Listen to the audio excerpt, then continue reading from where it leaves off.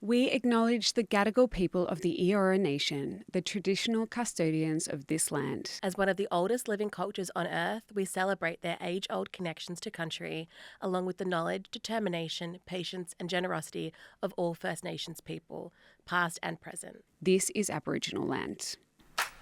Hi, I'm Lucille McCart. And I'm Chantelle Otten. We're from Bumble, and this is Give Me a Buzz. From first dates to heartbreak, we can all relate to the ups and downs of modern dating and relationships.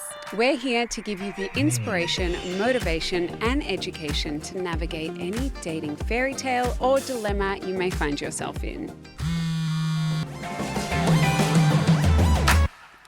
Welcome back to us. To us. Shanti, it's been so long. Been a long time, Lucille. I'm so glad to see you. We're back together for Give Me a Buzz, Season 2. Yeah, which is very exciting. So exciting. I've been so excited to do this with you, and just to, I'm just so excited for the lineup of guests we have this season. I know. And it's been about 6 months, a bit longer maybe, since we recorded Season 1. Yeah. So a lot has changed, for each of us and for our listeners as well, probably. So we've got a lot to catch up on, and we've got a lot of great episodes coming your way. I think for any newcomers, why don't we reintroduce ourselves? Yes. So you start first. Me. I'm Lucille. You got a promo this year. Yeah. So when I was recording Season 1, I was about to go on like a short-term overseas stint for work for my job at Bumble, which has turned into a permanent change. So I now live in New York. New York girly. New York girly. You'll only hear me mention that once or twice this season. Yeah.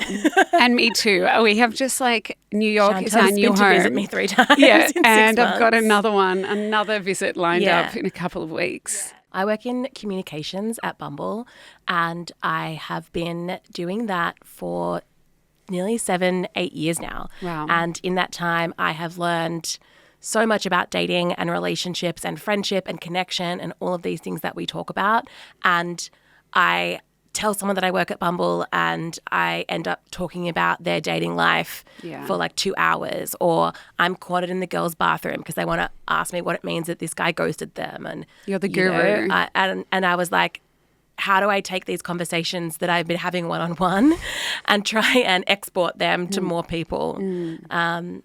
And so that's why I've ended up here. But Shanti, you have a fascinating career as a sexologist. Yes, so I'm Bumble's sex and relationship expert per se. I really talk about the interpersonal side of dating, relationships, and I guess all the topics that we're hitting this season, I talk about one-on-one in therapy with my patients, but you and I talk about them in general with kind of anyone who has a question. And we thought, let's talk about this for a bigger crowd, because the more people we can reach, the more questions that we answer, the more people we will help, because dating can be a little tricky sometimes. Yeah, and I have the sort of back end data and trends and all the things that we're seeing, and you have that more front end. This is how people feel and how people sort of emotionally respond to different situations. So perfect pair, really, aren't we? I think we are. We should probably also say we're recording this at the end of 2024 and it's coming out early 2025, so a little break. So if something crazy has happened in the world, we don't know about it yet. That's future Shanti and Lucille. But yeah, problems. I have had a really sort of crazy 6 months. My life is very different now.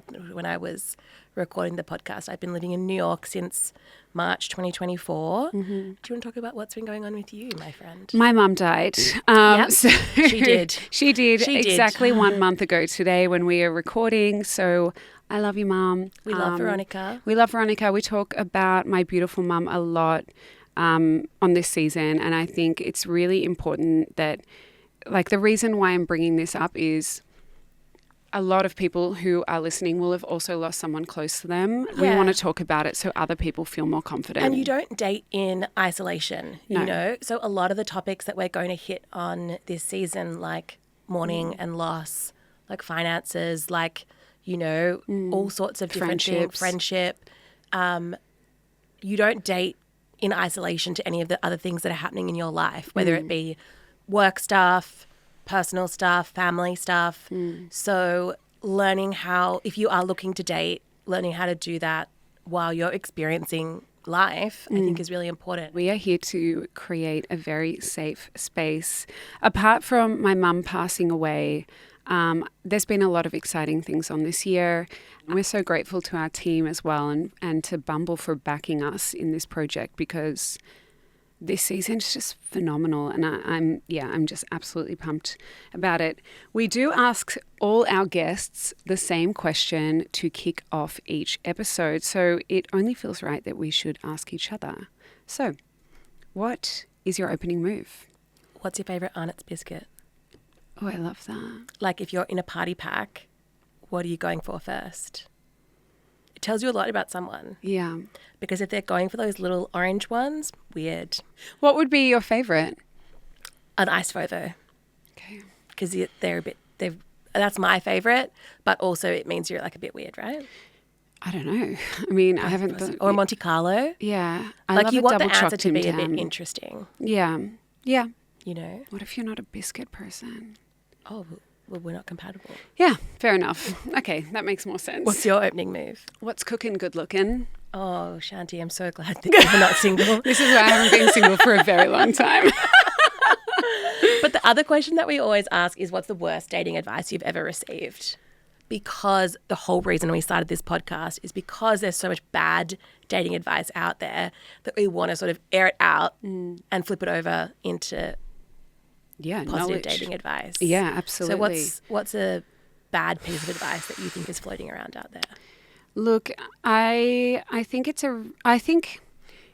it's not so much about advice, it's about judgment. I think like the worst kind of advice that I've ever got has been from someone who has judged a situation that they don't know anything about, or that's not well equipped to create a safe space to talk about different dating situations and is not open-minded. I'm so about being open-minded, learning about people, curiosity.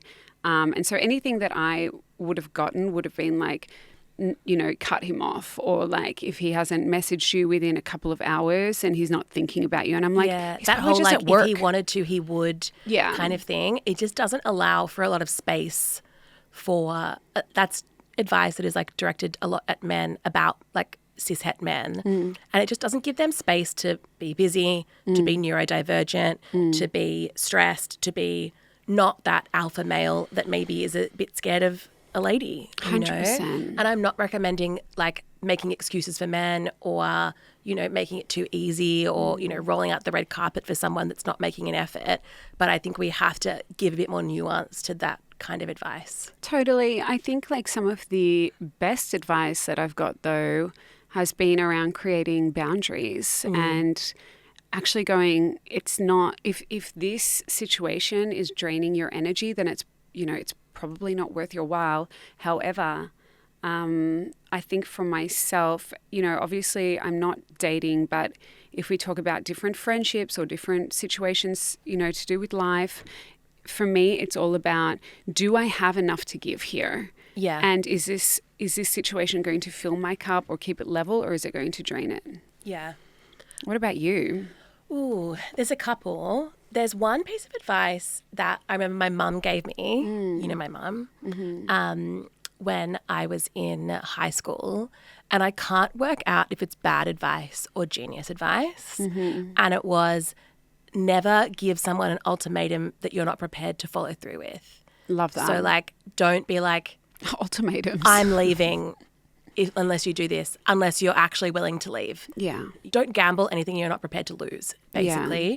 But at the same time, I think you could also interpret that advice to, in an unhealthy way, Well, I just think sometimes, in situations, it's about really, I don't think a lot of people know how to actively listen and validate people's experiences. Yeah. We might have, an experience together that you perceive to be extremely different to what I perceive. And that the way that I would navigate that from a therapeutic sense would be the story I tell myself about what happened here is A, B, C, and D. And you would go, that sounds, that makes sense that you would see it in that way, and not argue with it, but just go, actually, your experience is valid.